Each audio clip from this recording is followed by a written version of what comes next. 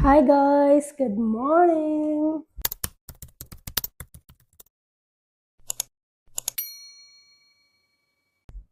So, kagising ko lang no, I woke up around 9 and then I did showered already. I'm gonna do my skincare.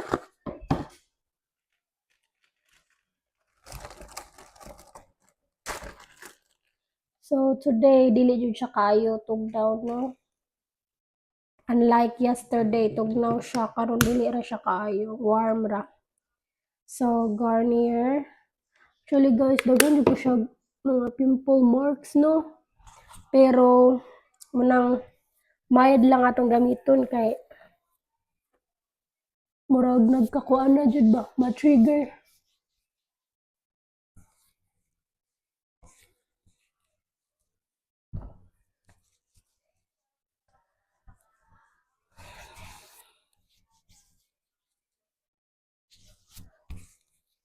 Ma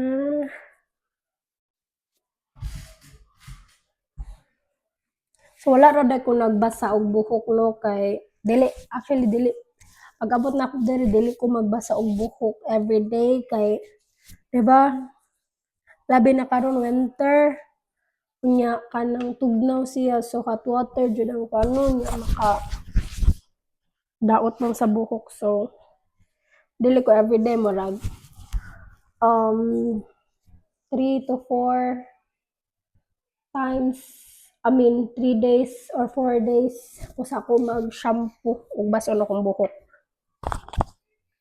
So, nagluto dahil kung nabot sa tawag anak kuan ba nagluto ko og kanang sana pork nga naay cabbage. So, kitaon na to niya.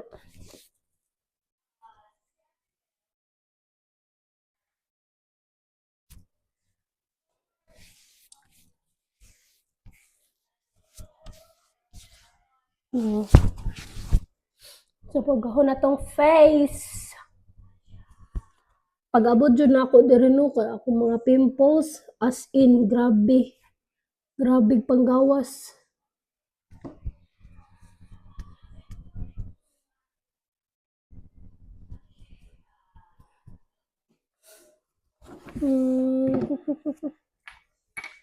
Naisod guys. Doon basig na paning usa. Gamay no kag sod no. Ting magpalit na pud tag sunod. Iloko na lang nato.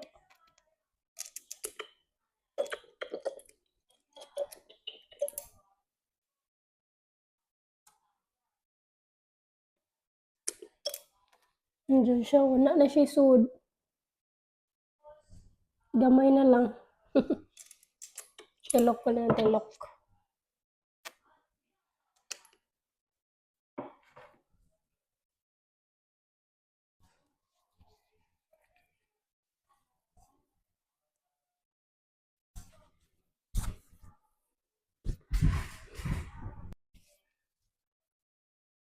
Kung ano dero nun sa mga rasa.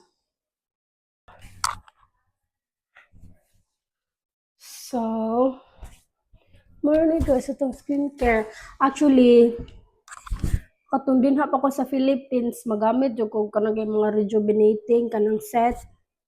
Pero karon kay pag-abot na ko diri, nagdakog rejuvenating set no, duha ka set, duha ka box. Ni nahurot naman siya niya maglisod mo pangita diri kuan. Unya akong face grabe. Na-trigger gani siya basin sa weather gani nila diri nabagkuan ko. So mild na lang sa akong ipamutang.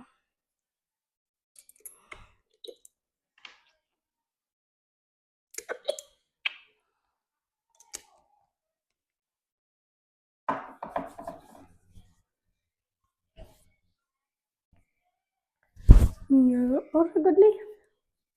Kay nararaman po ko sa balay o yun, di ba? Need mag-makeup.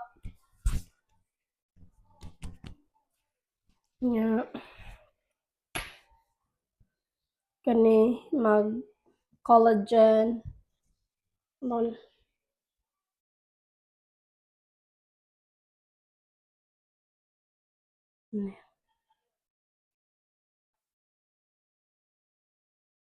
Basta, retinol collagen hydrating day cream. Nag-apply or tanig ko.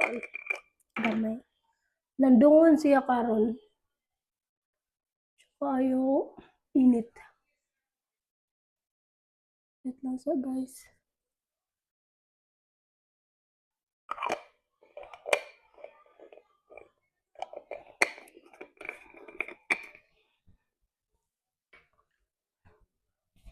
Ito may recommend ninyo guys. Na skincare.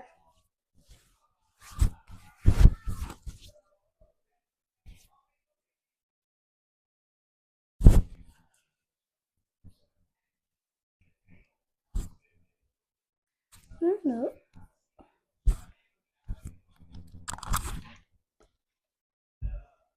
Yes siya guys. So, tanawan sa na ako akong giluto dito no. Tara. Dara guys, naluto na. Pork with cabbage.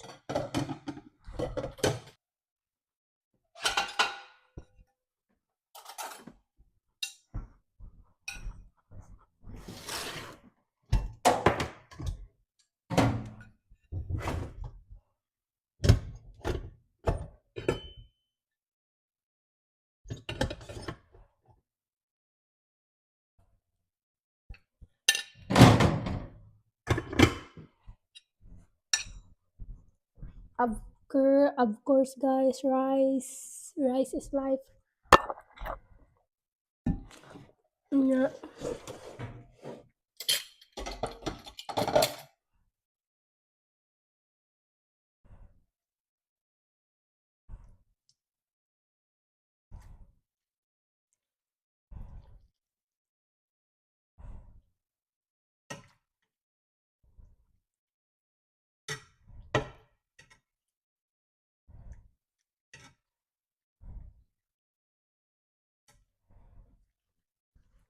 Guys, mga unta. Mga unta guys. Let's eat.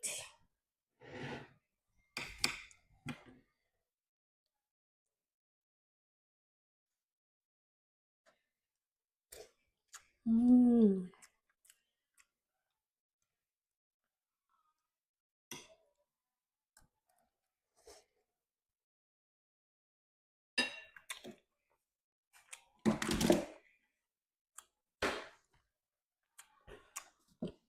Nakatag video. Oh guys.